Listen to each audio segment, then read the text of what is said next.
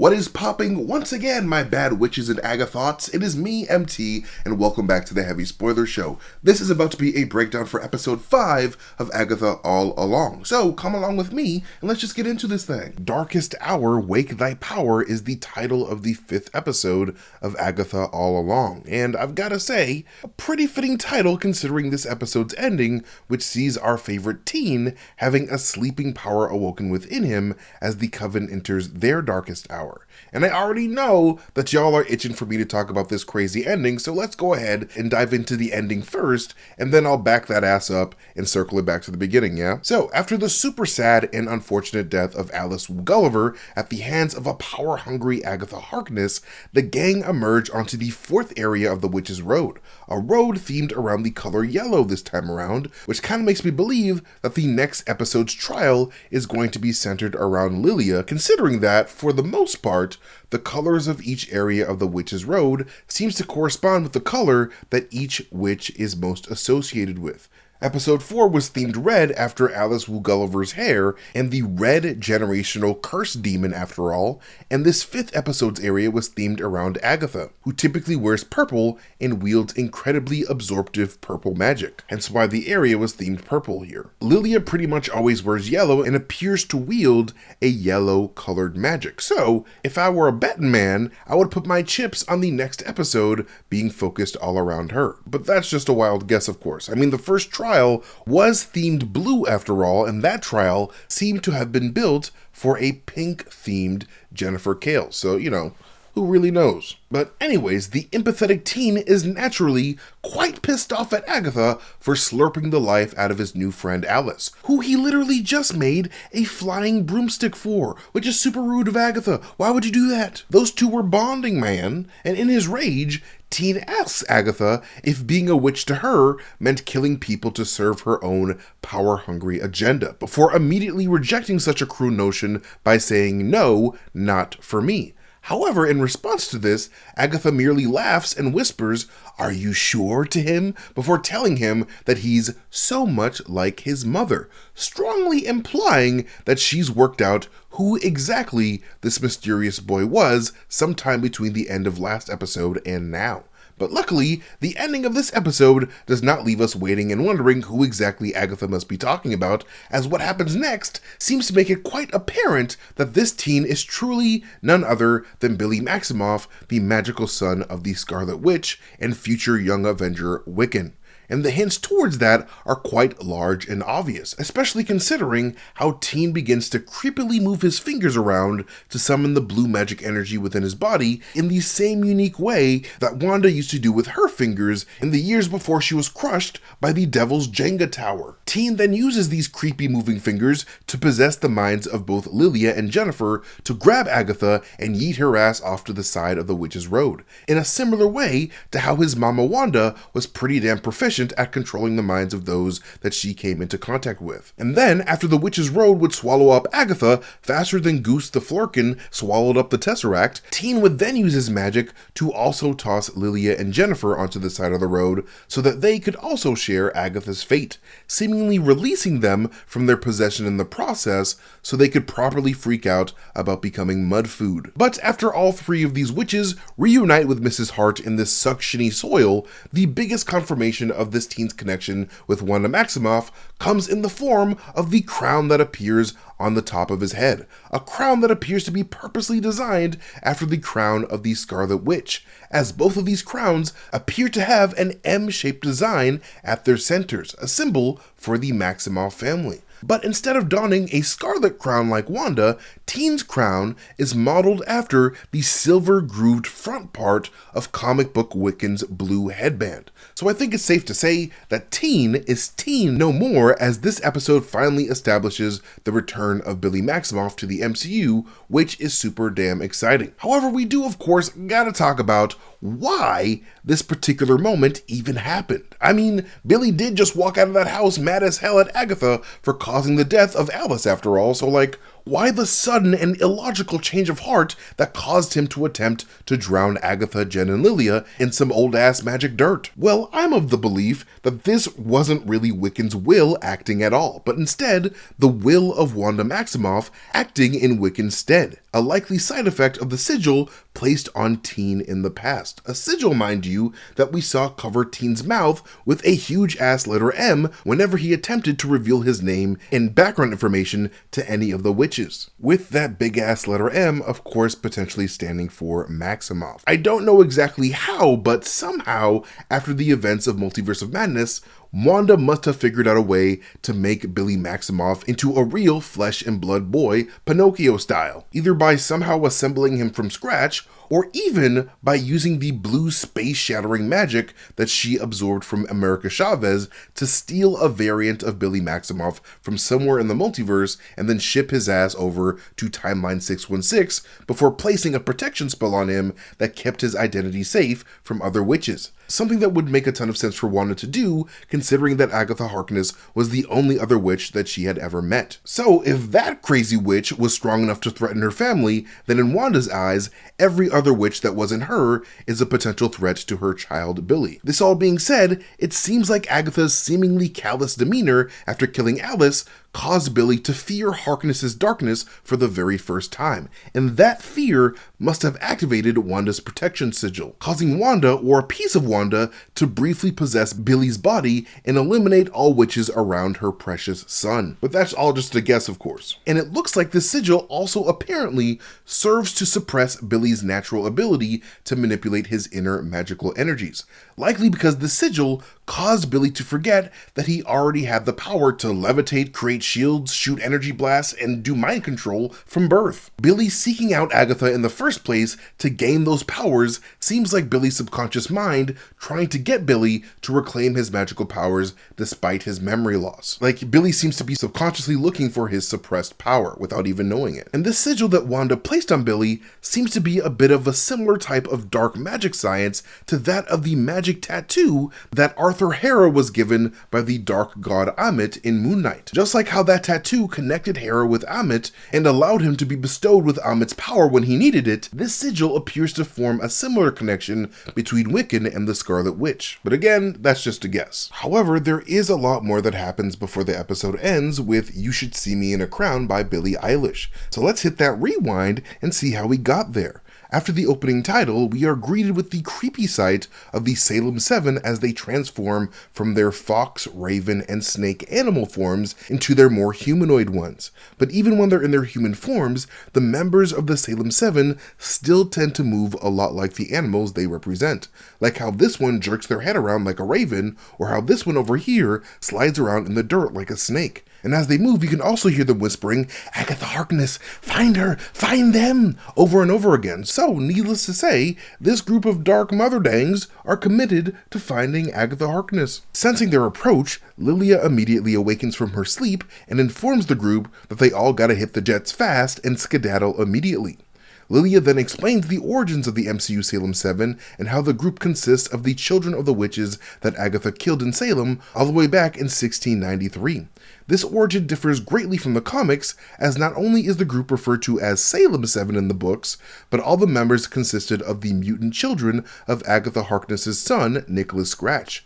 Together, Scratch and Salem 7 all resided in the hidden witch safe haven of New Salem, Colorado, and would battle against the Fantastic Four in their first appearance in 1977's Fantastic Four 186. Out of the Salem 7, only 4 of them actually had mutant animal powers, as Bruticus had the appearance and powers of a lion, Gazelle had the legs of a gazelle, Hydron looked like a big old fish merman with the power to manipulate water, and Reptilla was straight up a giant snake lady with snake arms. From what we've seen so far, it seems like Reptilla is the only member of the original Salem 7 that seems to have any animal representation in the Salem 7 in the MCU. But anyways, to aid in their escape from the Salem 7, Billy suggests that they all grab some nearby tree roots to ride as broomsticks, an idea that all the witches except for Rio immediately reject due to how much regular society has carelessly adopted such things into their nonsense Halloween-type celebrations, as well as the sexist assumptions people tend to have with women and brooms. But realizing they really have no time to argue, the witches each pair up and gift each other brooms after a quick little ceremony, and immediately take off right as the Salem 7 finally catch up with them.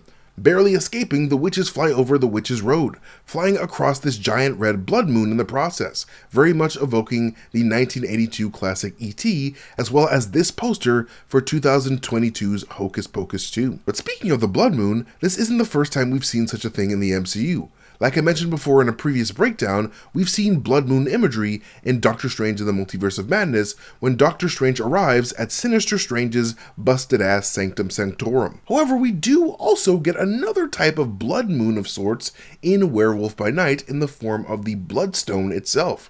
Yes, the Bloodstone is not the moon, but it's a red magic stone that appears to mimic the effects of a full moon, which is why the Bloodstone was able to transform Jack Russell into a werewolf. However, the witches' beautiful view of the Witches' Road would be short-lived, as the road itself would increase the gravity on all these witches in order for them to continue on foot to the next trial. You know, after they dodge a disgusting bee-themed member of the Salem 7, of course. Notice how when the witches are falling back to the surface of the road, all the witches are screaming for their lives except for Rio, who is enjoying every minute of what is happening, likely because she was assuming that all the witches might actually die on their way to the next challenge, giving her the bodies that she oh so desperately craves. But unfortunately for Rio, everybody makes it to the next house unstung and unscathed. Upon entering the third trial, the outfits of the witches change once again, jumping a decade from the 70s to the 80s.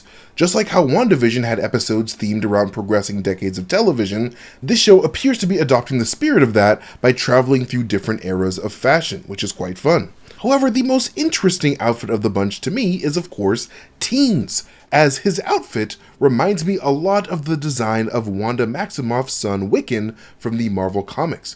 We can see him wearing a blue headband along with the shirt with red sleeves after all, evoking the look of comic book Wiccan's blue headband and red cape. A look that we saw a young Billy Maximoff rockin' in that Halloween episode of WandaVision as a nod to his comic book roots. The 80s outfits of Lilia, Jennifer, Alice, and Agatha appear to retain their own particular yellow, pink, red, and purple color schemes, despite this outfit change as well. Agatha's purple jersey has the number 3 on the front, with that number possibly being the Rhodes way of symbolically replacing Agatha's triple goddess brooch for this trial. And while looking around their environment, Rio quickly realizes that this new trial is themed after Agatha herself, with the blood moon being the biggest hint of all, as the blood moon apparently is the time when the veil between the living and the dead is at its thinnest, telling the witches that this trial is mainly about communicating with deceased spirits. Communicating with deceased spirits in purple realms is nothing new for the MCU if you guys have seen any of the Black Panther films,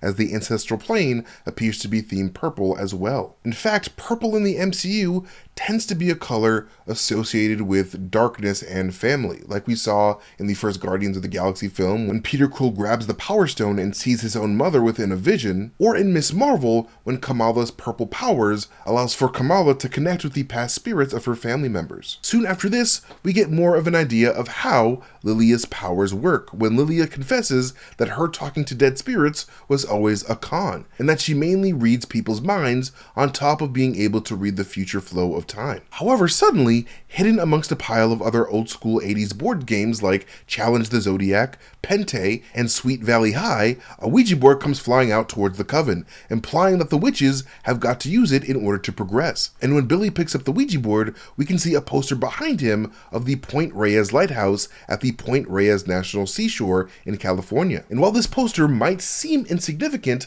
I personally find the word Reyes to be quite interesting here, as Reyes means kings in Spanish. And considering that episode 3 had that bottle of red wine with reina, the Spanish word for queen, on it, having Reyes show up could possibly indicate a theme going on in the background here. Because if that reina wine is indeed supposed to represent Wanda Maximoff, like I theorized in my breakdown of episode 3, then Reyes popping up in an episode where the queen's son Billy awakens his power would be quite fitting, as Billy would symbolically be the king. But that's just me. But anyways, as soon as the coven gets the Ouija board, all of their color-coded G-Shock watches start to beep, counting down from 30 minutes, implying that they only have that amount of time to complete the trial. Now, a detail that I love about this Ouija board is that it seems to be pulled directly from The Exorcist. I did wonder if this was a nod to Ouija Origin of Evil, but this board has a slightly different design here. You might also notice that the planchette on the Ouija board also has the name William Fuld. This is a nod to the creator of the Ouija board, who marketed and manufactured them from 1890.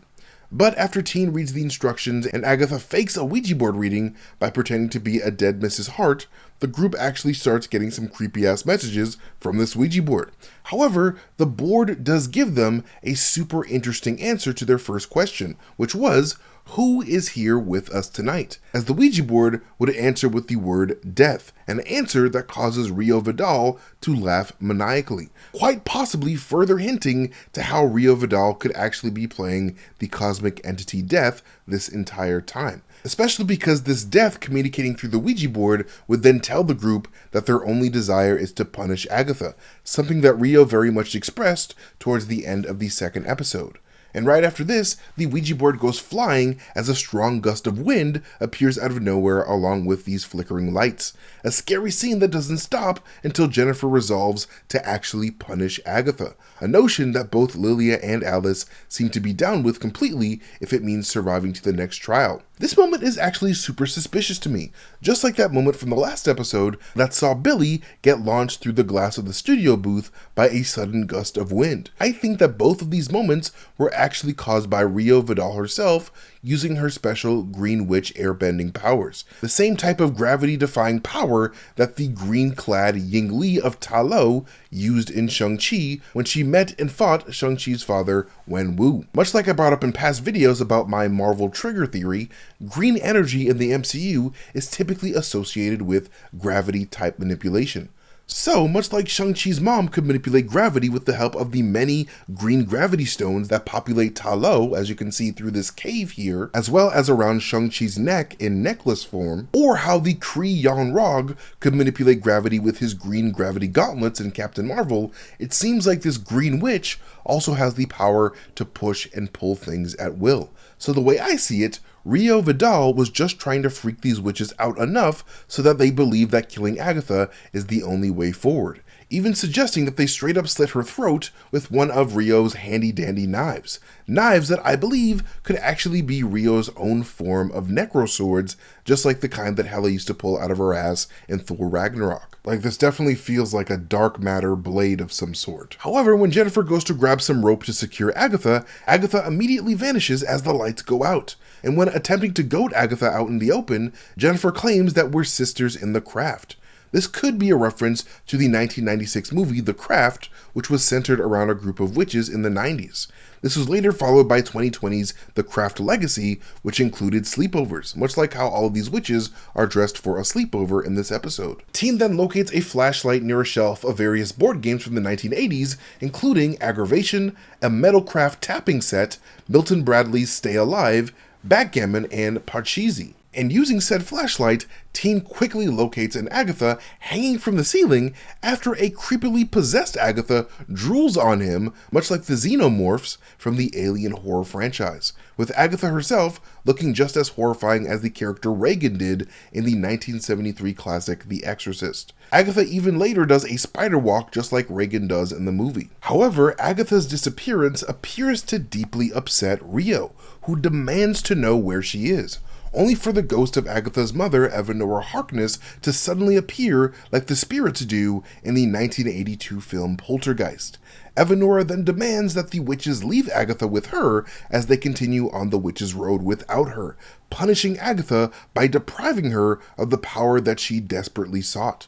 However, interestingly, even though Rio was pretty gung-ho about killing Agatha before, the thought of Agatha being trapped with her mother gets Rio surprisingly angry, with Rio almost sounding like she's sticking up for Agatha, possibly because of the super sad, emotionally abusive details of Agatha's upbringing that Agatha might have shared with Rio in the past back when they were dating. And we get a glimpse at just how rough Agatha's childhood must have been when Agatha straight up tells everyone that she believes Agatha was born evil, and that she should have ended Agatha's life as soon as Agatha was born, which is an extremely wild-ass thing to say to somebody. But it's also extremely reminiscent of exactly what Thanos' mother believed about Thanos in the comics. But the only difference is, Thanos' mother actually did try to stab him fresh out of the womb when she first laid eyes on him, sensing that he was going to dedicate his entire existence to death itself, much like Agatha might have done with the cosmic entity Death in her own way in the past. Feeling compassion for Agatha, Alice the Protection Witch jumps in to try to free her from her possession by using orange-colored magic, the same kind of magic that proper sorcerers use in the MCU. And while Alice does of course succeed in removing Evanora from Agatha's body, Agatha getting her first taste of raw cosmic energy in 3 years causes her to greedily suck the life out of the very woman who saved her. I have a feeling that this is exactly the event that Lilia tried to warn Alice about in the last episode. You know, when she randomly started to feel happy to see Alice before telling her to don't do something, with her likely going to say, don't save Agatha if she didn't cut her own self off. But anyways, in an attempt to save Alice, Billy then heads directly back to the Ouija board, looking for anyone from beyond that could help, leading Billy to accidentally make contact with Agatha's long-lost son, Nicholas Scratch, who we can hear in the background begging for his mama to stop. But unfortunately, both Billy and Nicholas were far too late, as Alice is now just another raisin on the witch's road. However, do not fret just yet, my fellow members of the Alice Wu crew, because technically, Alice isn't dead. I mean, yeah, she definitely is, but only physically. Technically, all of Alice's energies now live within Agatha herself. So there's a chance that if Agatha were to experience a change of heart by the end of the season, she could possibly return Alice's temporal aura energies back into her body, bringing her back to life. But until that happens, it seems like Alice's time on the show has come to an end. For now. But only time will tell with all of that, of course. But yeah, thank you guys so much for watching this breakdown for episode 5 of Agatha All Along. What do you guys think of the series? Let us know in the comment section down below. You guys can follow me at Mastertainment on Twitter, Threads, YouTube, wherever I am on the internet, but most importantly, follow Heavy Spoilers here by hitting that subscribe button and also hitting that notification bell to get notifications for every time we upload a video. And like always, hit up that Heavy Spoilers store so that you guys can get some sweet ass merch on your bodies. But yes, you guys are amazing for watching this video. As always, I hope you guys are doing incredibly well, and I'll catch you guys later. Bye.